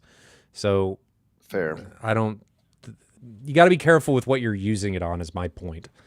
I think it maybe makes a difference, but if you've got something with really good dynamic tone mapping, I don't think you're going to notice anything. No, you probably wouldn't use it on something. And it would probably get worse. Mm-hmm. Yeah. But, as Mosin says, adding anything into an HDMI signal chain, potential for lots of problems. That's been my experience. Just over the years, like I don't even really want to mess with making my HDMI signal more complicated. Remember, HDMI designed to go this far with 2 devices. And this is what we're creating, what I have created in the MadVR Experience Center. Just perpetual suffering with HDMI is what that is. Now we're going to be talking about HDMI. No, I fixed it. I fixed mine. I fixed it. It's fixed. I fixed it by getting rid of the godforsaken thing that is HDMI 2.1 and went back to HDMI 2.0 and it fixed it. Because you know what? We figured out HDMI 2.0, kind of, for the most part. And then we said, you know what would be better? Something we don't really understand. And we're going to make everything worse and throw in HDMI 2.1. And then it all went to crap. Yeah, they put 52 card pickup all over again with HDMI 2.1. Yeah, that's how I feel. But I fixed mine. It hasn't dropped. And now I say that, I'm going to go in there and it's going to just be like, you know what you said? You're wrong. Derek, bias gets very difficult to remove if the reviewer knows what they are reviewing. Double-blind testing review is nigh impossible without funding from a wealthy bankroll. He does have a point. If you know what you're reviewing, there is a psychological aspect that you may have a bias. I don't think double-blind testing is impossible. We did it ourselves with an amp comparison. Your wife helped us. We just had to have an extra party that didn't care. She made the cable connections after we did all the level matching. We didn't know which one was connected because she did it when we weren't in the room. Double-blind testing implemented. We're doing the switches. We don't even know what's connected because she did the connecting, and she's not in the room. That's double-blind. We didn't have to have a bankroll us. We just did it on a Saturday afternoon. Yeah. Just have to have some curiosity and some time and some time to think through how you want to do it. You got to think and figure it out. Mm-hmm. That's important. But it doesn't have to be very expensive. And the funny thing is, boiling this down a little bit further, I don't even think you don't even need double blind most of the time to get the results you want, because the results you'd expect don't come to fruition with just single level blind testing. Like, a lot of times the product that should absolutely win on the test with single blind testing doesn't win. And there's not anyone like trying to make things fail in that direction. It's just what happens. Like, it's either impossible to tell, which is the most common thing, like I just can't tell, or like in the case of the coat hangers, you pick the coat hangers over the $6,000 speaker wire. I'm throwing him don't under have the to have bus, but double I blind. still It just remember works. Tony. I can absolutely tell. And then just watching the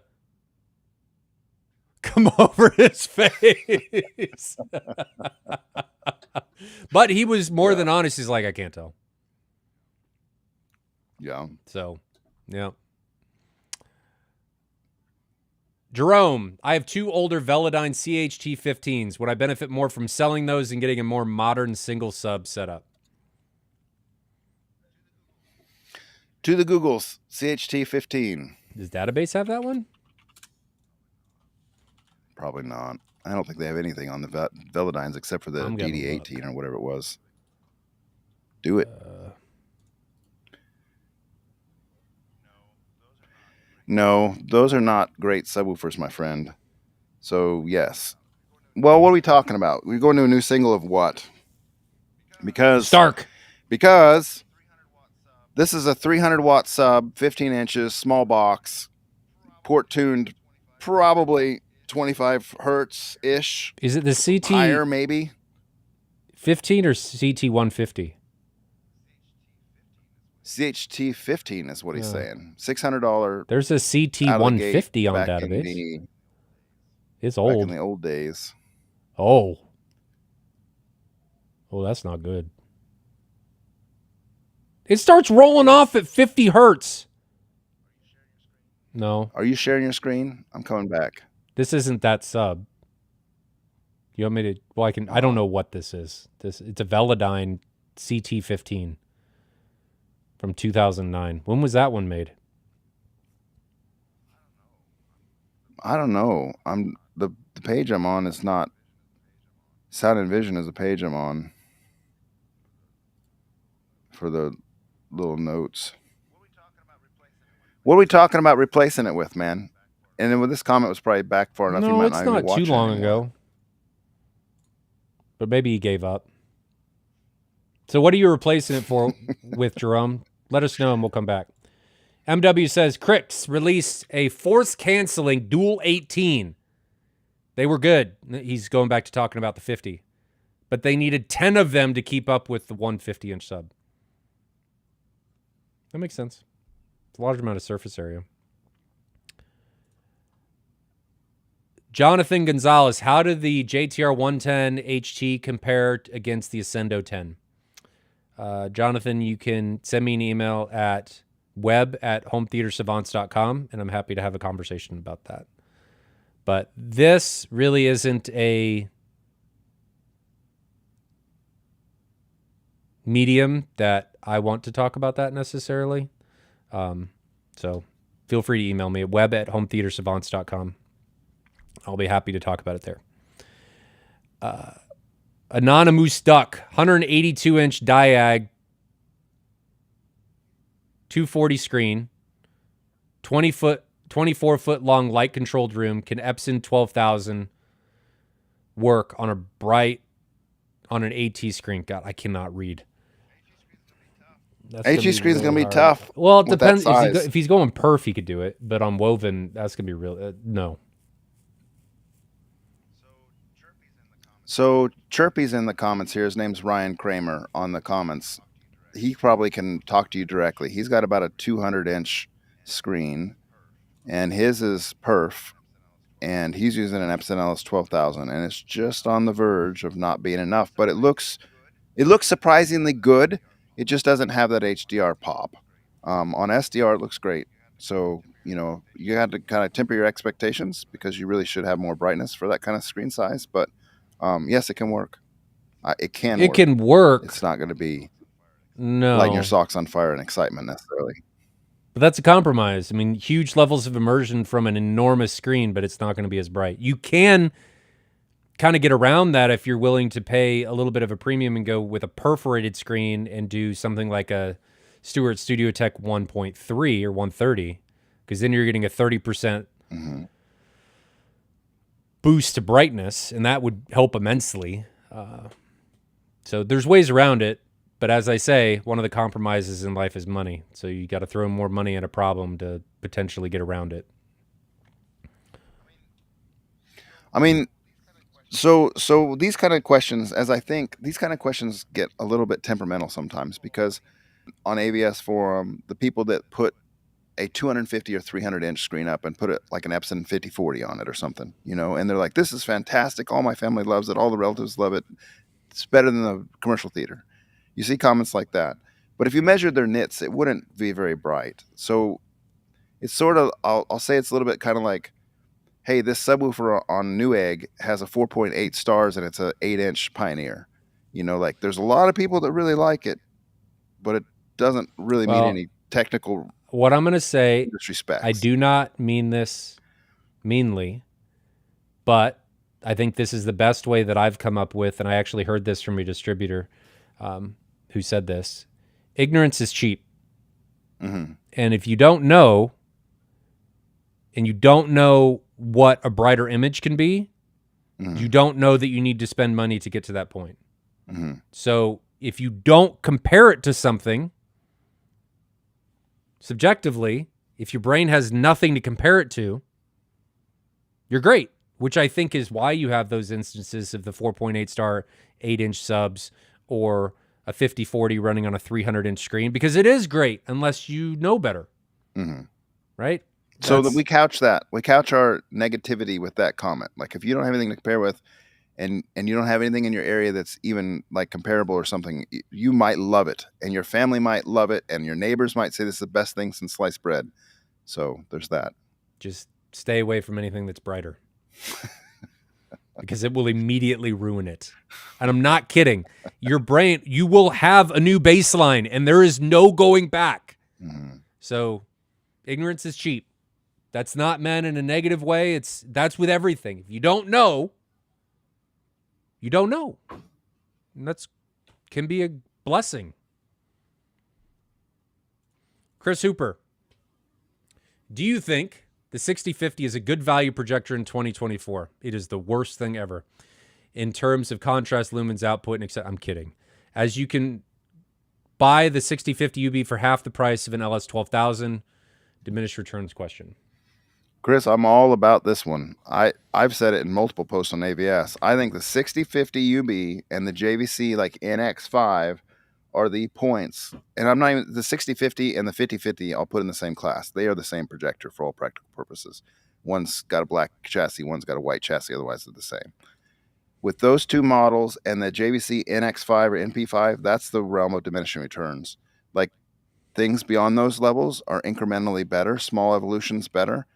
But they, in my opinion, and Ryan's going to have his own opinion, so we can have two different opinions on this, that's fine. That's the diminishing returns point on those projectors. Well, what I was going to say is the diminishing returns just depends on how much you value some of the things that the LS 12000 brings that the 6050 doesn't have. Like motion, fade to black laser dimming, 4x pixel shift, the 120 better hertz. pixel shift. Yeah, I mean, there's 120. definitely benefits. But if you don't care about any of that, or if you just say like this is 90% or 85% precisely, yes, of that product, but it only costs 50% as much, the math doesn't. You know, if you're financially trying to save money, 6050 is really good. Yeah.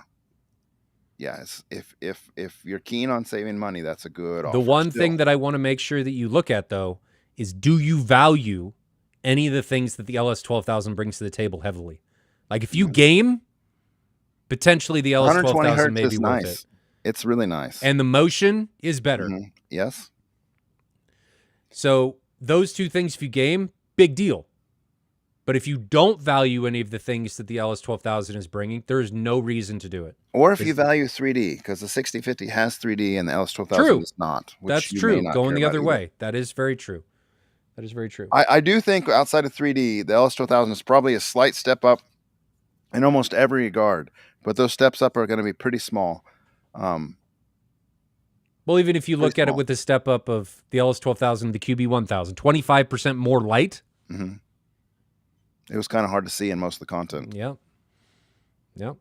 Great question. The motion was better. Objectively, the motion was better on the QB1000. But would you know if you didn't hard know? To tell in most of the content. Would you know if they weren't right next to each other? Probably not. Kind of hard to tell in most of the content. HT 5150. What AT screen would you recommend with the LS12000 at 150 inches? Would you still do woven at a 150? I think that's probably okay. I like my Seymour XD. I think that could work. As long as you sit far enough away from it. Because my screen right here in my room that you can't see is equivalent of a 152 when it's over zoomed and I have enough brightness. So mine's a 0.87, 0.85, 0.9, depending on what you read. And it's woven. Does the weave thickness bother you at all? Not my eyes. My friend Tim, it bothers him. Like he would rather have something that was a little finer material. Mm-hmm. So, you could, if you're, Seymour makes some products. They have the 4K and Neo Enlightener, stuff like that, I think, as far as Neo is what lines. I have, yeah. Where the weave is smaller. Mine's the Seymour XD. It's a thicker weave, more of a kind of a coated plastic material, if you will. When you touch it, it's not cloth. It's more of a coated material. You could get a perf screen like a Stewart. You're getting a little bit more money, but those are nice screens, like those Stewart perfs. You got some options. And ultimately, I mean, if you're on the budget side, HT 5150, frankly, like there's a silver screen product on Amazon, like a silver ticket, I think it's called, that a lot of people use and are happy with. Well, I had that in my theater, the previous theater originally, and it was fine. I think it's actually made by Sievertson. I think so. I don't know about their woven one. I know they're like vinyl screens. I've never used any of their AT screens. There's a lot of people that use those on the forums and seem to have pretty good rapport. We should test screens at some point. There's a lot. I think there are improvements to be had in the screens. I don't think it's like I don't think that it's all identical. No. But also, Youthman always said this, and I agree with him completely. Youthman said he'd never been in a room with a white projector screen and just thought that screen stinks. So while this is the diminishing returns topic we're talking about, while there are improvements as you step up the ladder of screens, even just a straight, flat drywall, like perfectly smooth drywall with white paint looks pretty good. So what will you notice in the absence of knowing? Maybe not. It's the same conversation we just had. Ignorance is cheap, as Ryan was saying. It is. And if you put it right next to something and you give yourself a reference, that's when you notice. Yep. So just avoid all references. Just run around with your head underground. Be an ostrich. Anonymous Duck says, thanks again, guys. Much appreciated. Thanks for the $10 super chat. Yeah, that's nice, man. Thank you. Always appreciated. Never required. So thank you very much. Great questions. Great questions. We got a couple more and then we are done. Two more. Joel Green. I know Joel. Dual RS1s or dual Captivator 2400s? I think that depends on the room and what you are trying to get. I'm probably doing dual Captivators in that regard for me personally, but it does depend on the room. But you get 6 to 10 dB more from 10 hertz to say 30 hertz. There's kind of like a little bubble there. That's where the seal would be rolling off, and the ported Captivator would not. That's pretty meaningful, and it's more meaningful than the content under 10 hertz. So if you're going to get a pile of subs, if you're not going to stop at 2, then the RS1 is what I'd choose. If you're going to stop at 2, then I'd take the extra output of the 2400 and enjoy it. There's nothing wrong with a 10 hertz ported sub, in my opinion. Another question I have, though, is are you trying to mix these subs with anything else? That's true, too. It's easier to mix the sealed ones. It is. Still not ideal to mix different sealed subs because you're going to have different phasing, but it's easier to do than dealing with ported, for sure. So are you mixing these with anything else? Did you do this tie question about the raffle? The raffle? Yeah, it's interesting and on topic for tonight's thing, just in brief. He was saying, like, fund your purchases of these products that you're going to review with raffle tickets. You can put it up there. With raffle tickets, have your viewers buy the raffle tickets and give it to one of the viewers. Like, that funds, you no longer have to buy it yourself. The viewers are buying it with the chance to win raffle. The question I have with that, not a problem. The question I have with that is, would the math ever work?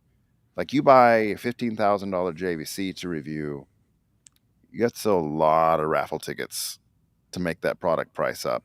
Yeah, and then you wouldn't be able to sell it. So there's not very much incentive to buy. Well, and then you wouldn't be able to sell it either, because you'd have to give it to them for whatever you made off the raffle. Yeah, that'd be worse. I got $300 in raffles, and then what would happen if it was a product that nobody wanted?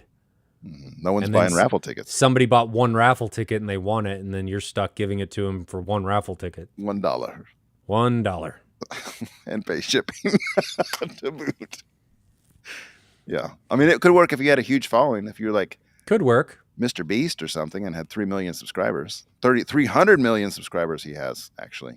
Unbelievable. It's disturbing. That guy, man, he's blowing up like $100,000 to $1 million every video now.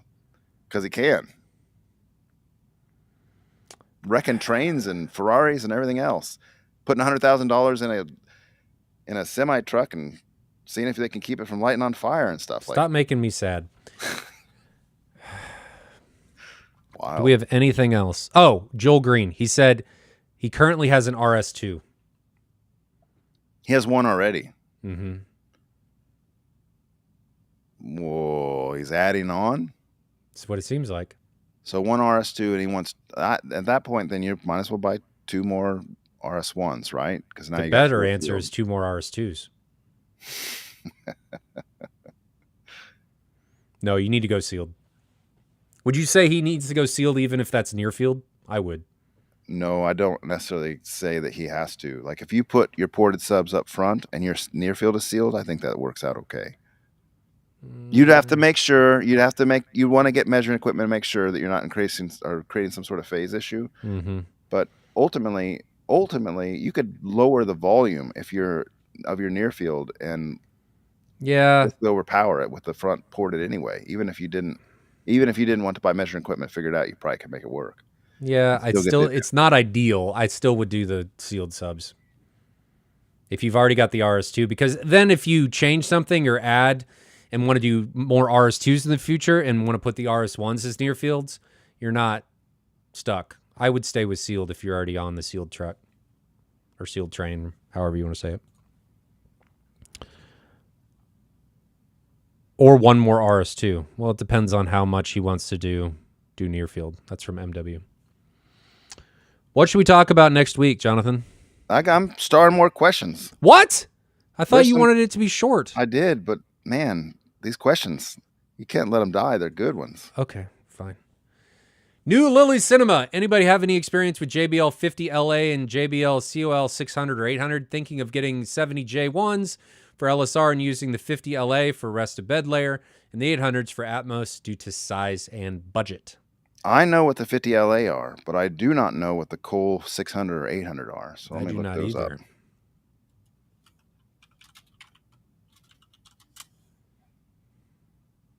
Cole 600.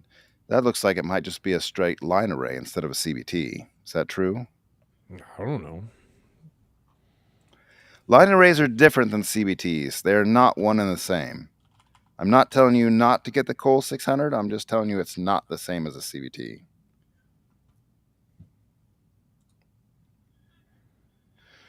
So right out of the gate, I'm looking at the Cole 600. JBL's really good about accurately defining their max SPL and that kind of stuff. Their products, they don't BS. It's like real specs.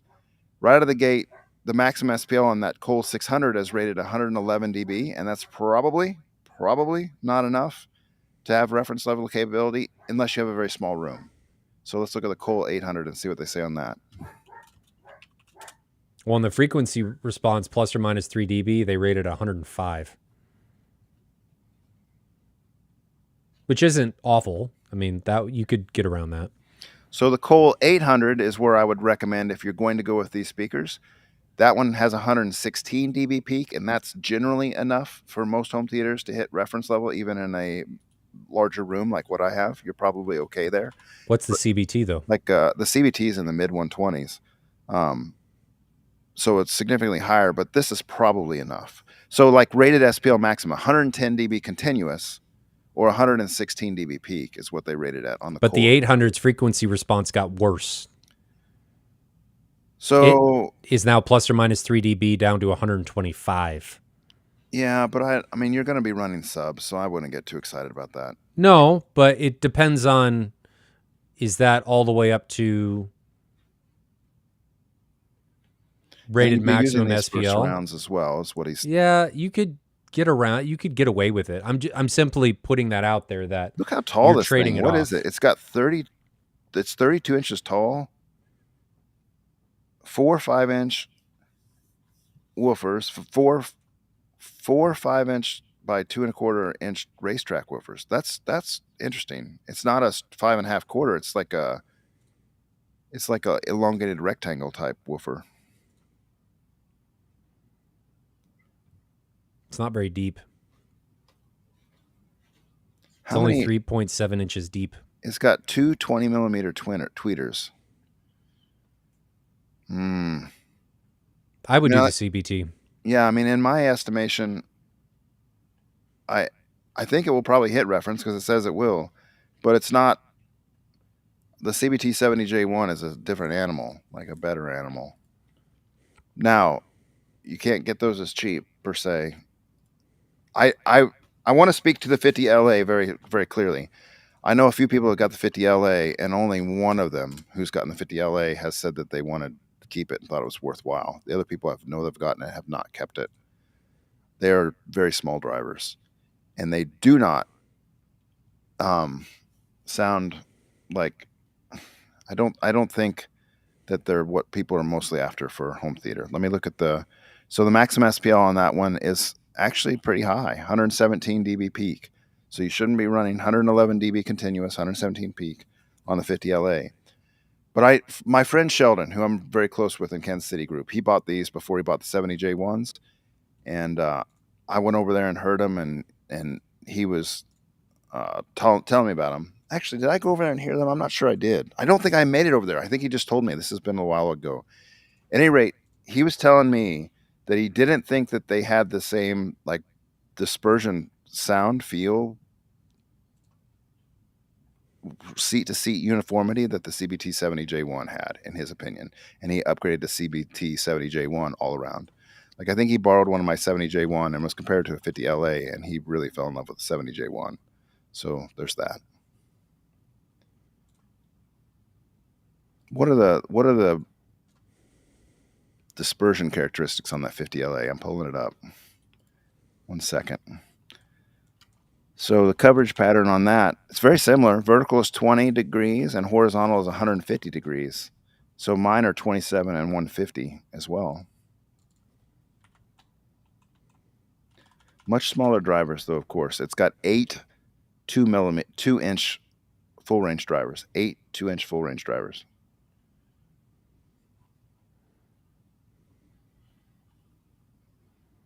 No clipple measurements on the 50. Boo. Lots of polar plots, though, on their in-house JBL spec sheet with some nice frequency response plots. The frequency response looks decent. Share it. You want me to share it? Yeah. Okay. Share screen. All right. Can you see? Mm-hmm. So 8 2-inch drivers, 80 to 20,000 kilohertz. Here's sensitivity, speech mode versus music mode. 20 kilohertz, not 20,000 kilohertz. Sorry, yes. And then we scroll down to the charts here. So here's sensitivity chart, beam width. Here's some attenuation with off angle. Like it stays pretty uniform off angle. Here's your polar plots. They all look good. Not anything weird going on there. In fact, they look really good.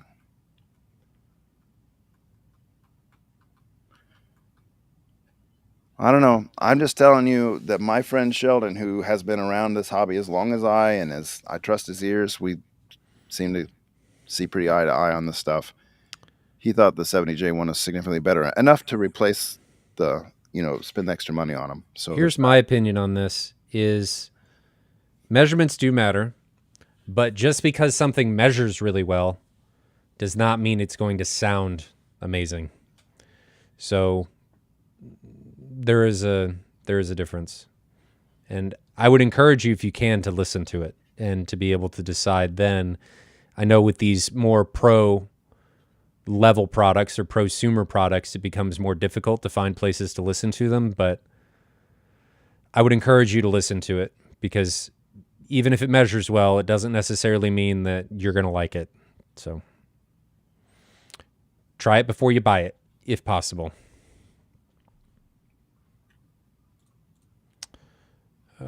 Two more questions. Mosin asks, is this generally true that if you use pre-out, you have better channel separation? No. I mean, if you have a really bad buzz, or, you're having issues with isolation, maybe you could say that you're not getting separation that way.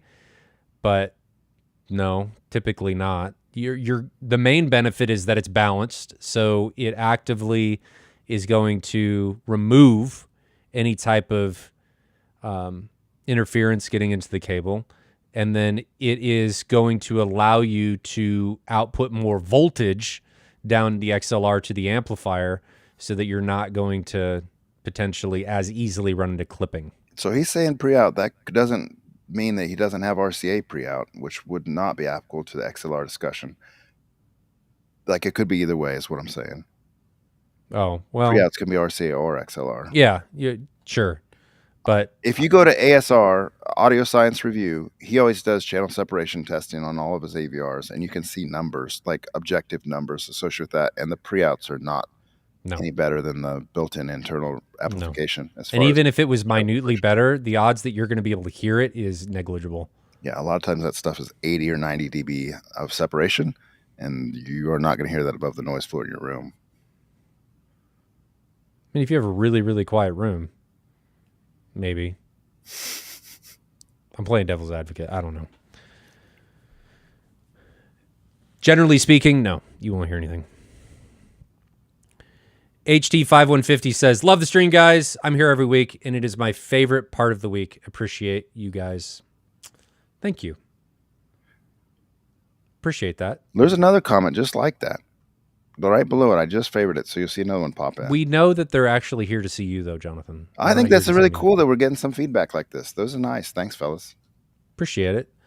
Alvora Ruiz Ramirez, I believe your live stream is the first time that I'm looking forward every week to a show since long ago. Thank you guys for creating a space that is both entertaining and educational. I think at the end of the day, Jonathan and I just want to be honest. Mm-hmm. And we try and pull off Miso more removing our filter. Me not having a filter can sometimes get me in trouble. Jonathan leaves his on sometimes, meaning saying things maybe that he shouldn't. I have a tendency to do that more. But we really just want to try and be as honest as possible, because we don't want people to have to walk the same walk that we've done. There's no sense in going through and having to make the same mistakes that somebody else has made if we can be here to enlighten or help or shed light on as many of these things as possible, positive or negative. And we just want what's best for the industry. So whatever we can do to help people, I think we'll both do. Mm-hmm. I think. Mm-hmm. We all know that Jonathan's really here for his self-indulgence. I'm still catching up with the comments. How in the world you're done? I don't know. I don't know. I mean, I don't have very many down here. Where are you at? All right, I think oh, look at this. Those were bots, according to Chirpy. He's like, those are very charismatic bots. The accolades they just gave us, You have no AI driven. I'm going to ban him.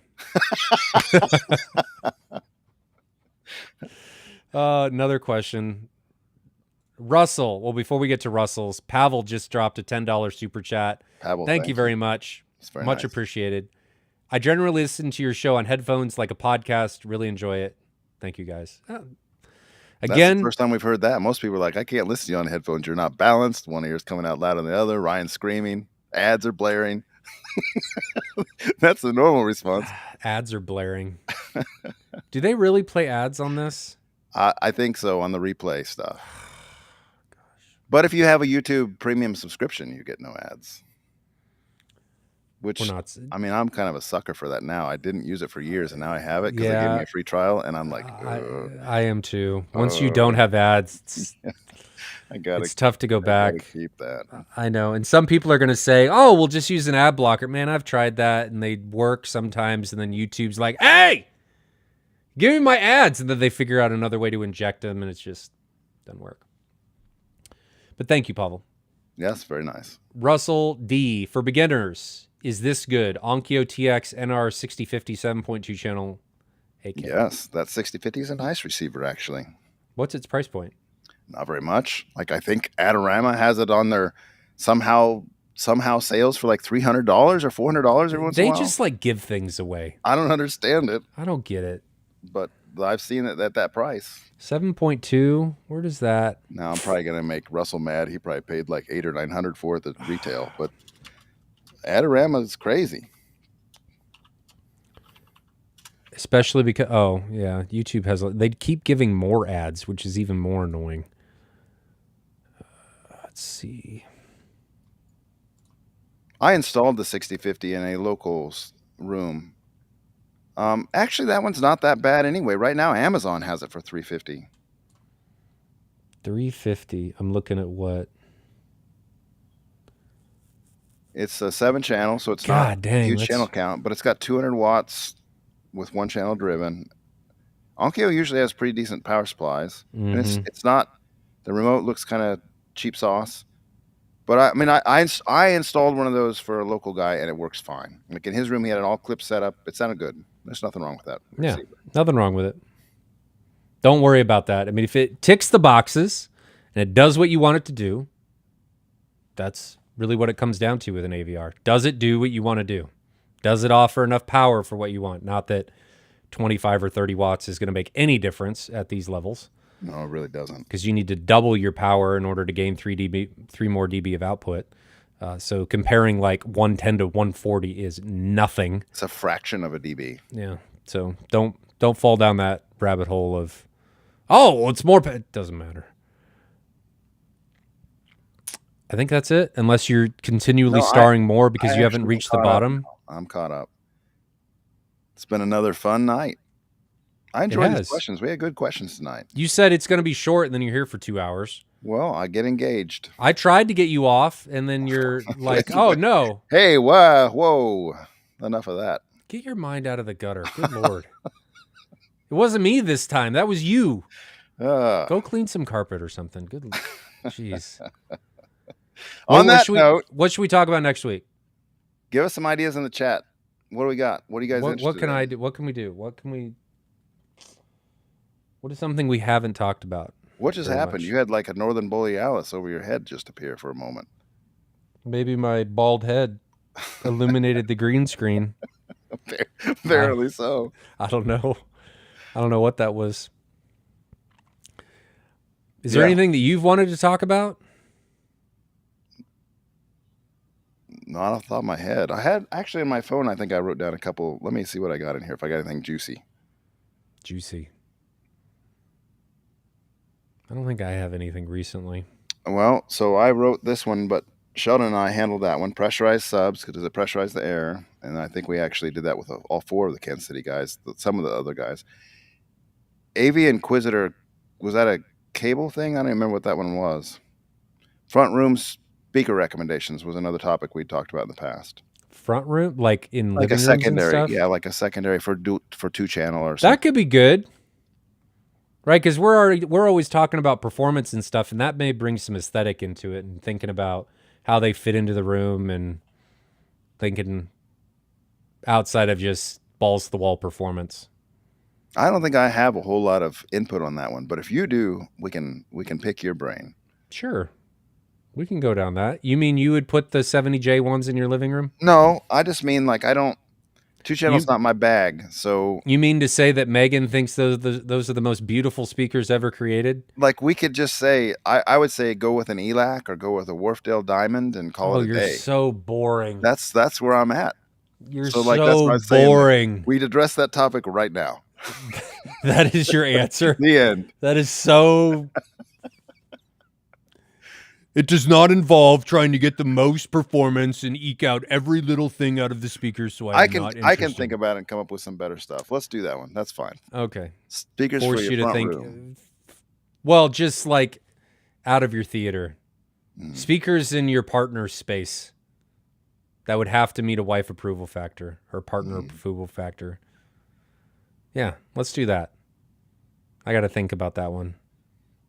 Chat, you think about that one. Did they come up with any topics? Tell us on AV Experience, our Facebook group, if you got any good topics for us too. We'll eat those up. MW says best systems at different prices. We've done that one before. We've done it a lot, actually, I think. But we haven't ever really done it like a hierarchy. Here you got $5,000, you got $10,000, you got $25,000, you got $100,000, you got $1 million. What are you doing? That would require us to think about it. Some preparation. And I don't know that it would. Do you think it would change all that much? I feel like we've kind of had these discussions over the last 2 years. I feel like we have to. Do some discussion about 7.1.4 versus 7.1.6. I think we've talked about that quite a bit. But maybe they're talking about we need to address this again because they just come up during other discussions. Let's talk about the one where speakers in a front room, and then you guys post these, seriously, post them on the AV Experience Facebook group so we can not have to sit here like boobs coming up with these topics on the ends of streams. IMAX versus Dolby format. We had an idea of Junkyard Wars AV style, $3,000. Build an AV system any way you can. Best system for $60, Bruce says. We haven't done that one. Go to that could be fun. Go to Amazon. What speakers are you going to buy? But we would actually have to build it. Yeah, and see how awful. We could play it on the live stream with royalty-free music and see who's better. Oh my gosh! I kind of like that idea. I don't know that I want to fall down that hole. One of us will cheat and go build our own speakers. Yeah, we dial the mic into our full system. Like, holy crap, that's $60. Sounds like Black Swans. That's something I would do. ALR screen versus Cinegrave versus white. We need a guest on there like Pixel Pusher to kind of talk about screens sometime. That'd be a good one. Yeah, I could, or Chris Seymour or somebody. Now, Bruce, that C211, that's not a wife-approved speaker, is it, for the living room? My Black Swans are wife approved. They were in my living room for a period of time. Was it like these can temporarily be here, or where they were like they can stay as long as you They want? were one of those things where the F200s were in there, and I told my wife that, the Black Swans are the same size as the F200s. Except for they're the size of a refrigerator. And they came in multiple boxes, and as soon as she saw the boxes, I got the wife look. She was on. Everybody knows exactly what that look is, and it's the look that all you can do is smile and laugh because you know your life is in danger. Yeah. What are the most important audio tests? Compression tests, Klippel tests, distortion tests. All right, here's a good question that I do want to answer before we go. I saw your video the other day and you said Chernov calibrated almost the same as Storm. Do you think those types of 2-day calibrations could be done in Odyssey? No. The reason being is that the Chernov and the Storm allow you a tremendous amount of granular control over what's going on. I think if you took something like a Q-SYS 110F or some other type of high-end DSP and put it after the AVR and didn't have the AVR do anything, potentially. There's potential there. But expecting that out of Odyssey, no. And if you did that on the Q-SYS, everything would be manual, so you wouldn't have Chernov doing like FIR filters or anything with waveforming or active room treatment through Storm and stuff, so you got your limitations. How convinced your wife the purchase was her idea? Scott Newby's done that with the RTJ 410s with quads. He's convinced. I think Cat knows. I'm sure, but I think there was him going, hey, you should buy these speakers. Well, and I always laugh because every time he talks about those JTR RTJs in his front living room, the towers of power, he's always like, these are Cat speakers. You know, like he's selling the idea continually. Selling the idea. Mm-hmm. How-to video. Did you already approve these guys coming into the group? I've only ever approved like 2 people. You're just like liberally approving everyone. No, I'm not. I get the notifications, and then I get they're like legit. You got to make sure they have Q clearance and all kinds of other stuff, and it's just waiting from the FBI to come back. Cleared. We better get off here. Yeah, we got to get off. Wasting people's time at this point. Okay, so next week we're talking about speakers that are not in a theater, maybe in a living room, or we'll even talk about sound bars. No, Brian will talk about sound bars. Jonathan does not recommend sound bars. Sound bars have their place. I'll listen to your spiel. And then tell you they don't. Elitist. Speaker must be over 2 inches to qualify and be in Jonathan's living room. Anyway. All right, guys. So thanks for joining us. Over 100 people here. It seems like the longer we're on, the more people that join. Yeah. But thanks for joining us. Yeah, and thanks. It's always a lot of fun. Tonight. Thanks for the super chats for everybody that did that. Until next time, where we talk about speakers that may end up in Jonathan's living room someday. Have a good one. Have a great week. Stay safe out there.